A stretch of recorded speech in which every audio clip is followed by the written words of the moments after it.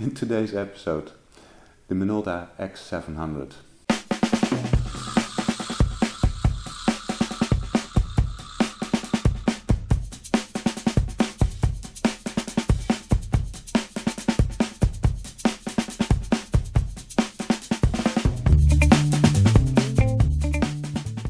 Today's episode, I want to talk to you about the Minolta X-700.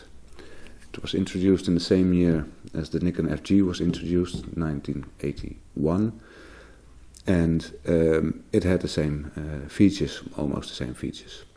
Like I told before, the Canon A1 had aperture priority, shutter priority, and program mode. Nikon FG did not have the shutter priority, and the Minolta X-700 doesn't have shutter speed priority either. So, Minolta introduced the camera in 1981, like I said, and Minolta first aimed at the professional photographers. But they made a little mistake. They used a closed shutter, and that made high sync speeds impossible. It has a sync speed of 1/60th of a second, and that's too slow for professional gear in the studio. But the consumer did like this camera because all other features like TTL flash metering and exposure lock were very professional. In fact, Minolta stopped selling this camera in 1999, and this was the camera that was the longest sold of the three. So in that kind of terms, it would be the winner of the Clash of Giants.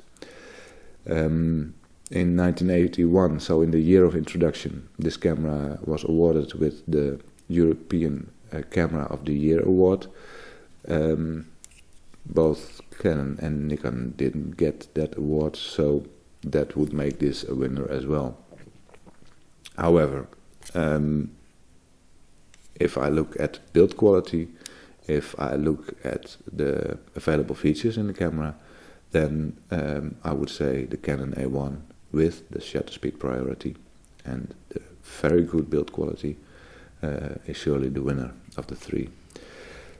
Okay, let me talk you through the knobs and dials here. First we have the shutter release button right here. It also is a touch button to start metering. Metering is shown in the viewfinder.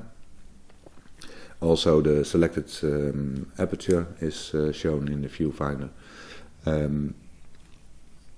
Turning this knob will select another shutter speed, of course, and it gives you the availability of putting it in aperture priority or in full program mode. This camera needs batteries, and it needs batteries at all shutter speeds, unlike the Nikon FG, which doesn't need battery in the 1/90th of a second. This one needs batteries for all shutter speeds. And if you leave the camera on, the next day batteries will be dead. It has two modes, two on modes to be correct. Pretty much like the Nikon FG. If you have it in the on with sound, then it will warn you if you're going to make a picture with low shutter speed. It has a self timer right here. That is triggered by pulling this knob up. If you press the shutter release, it will beep and give you a nice red light to indicate that the picture will be taken. Of course, all these sounds are you can put off by choosing the other on selection. The same knob as is used for the self-timer can be used for the exposure lock.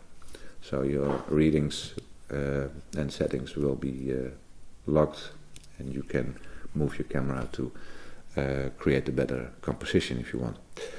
On the other side we have the ISO selection, and like the Nikon FG, you have to lift this ring and then turn it to choose the proper ISO. That same ring is used for exposure compensation, and you have to use that in combination with this little button here. Push that and you can select exposure compensation, and it has a range from -2 up to +2 stops compensation. It has, or better, this camera had a hot shoe mount, standard hot shoe mount. That was before Minolta started to introduce their own hot shoe mounts. But this camera, like you can see, the mount is incomplete. I lost some parts somewhere on a photo walk. I tried to search them, but didn't find them, so no flash for this camera. That is, of course, I could use the sync port here. Canon A1 has a sync port, and this one has a sync port. Nikon FG doesn't have a sync port. And on the other side of the lens you see the possibility to have wire to release a shutter. And on the same side we have the button for depth of field preview, the same way as the Canon A1 has, and by pushing that you will close the aperture, like you can see, and you can check the depth of field. By introducing this camera, Minolta introduced a complete system, and it was called the Minolta program system. This system existed of the body, of course, and lots of lenses and flashes and all other accessories, and keeping the costs low for building this camera made this camera very affordable for the consumer, for the amateur, and the fact that you didn't buy a camera but you bought a system appealed a lot to the consumer.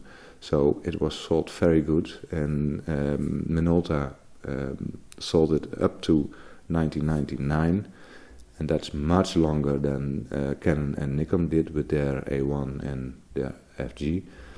Both Nikon and Minolta, Nikon and Canon stopped producing their cameras, the A1 and the FG, in the midst of the 80s, so 85, 86, somewhere around that. This almost reached the new millennium. Okay, like I said, the costs of this camera were kept low, and although it's a pretty nice looking camera, it's mostly plastic what you see. The body frame is aluminum, but front and back are painted, black painted plastic, and inside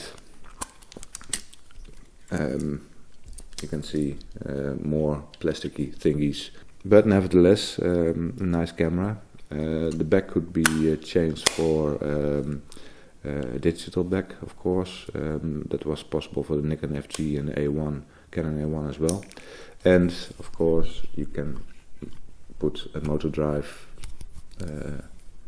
underneath the camera.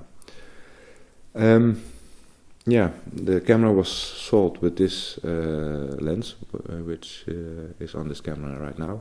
It's MD 50mm 1.7, very nice lens. gives the camera a nice look as well. And for those who are interested, this camera, but it goes for the Nikon A1 and the Nikon FG and the Canon A1 as well. You can find them on eBay for around $50. I think cameras like this could be a nice introduction for you into film photography. If you had any doubts which camera to use, you don't want to spoil any film, you want to have a good camera, affordable camera, then the choice for a Canon A1, Nikon FG or the Minolta X-700 would be an excellent one.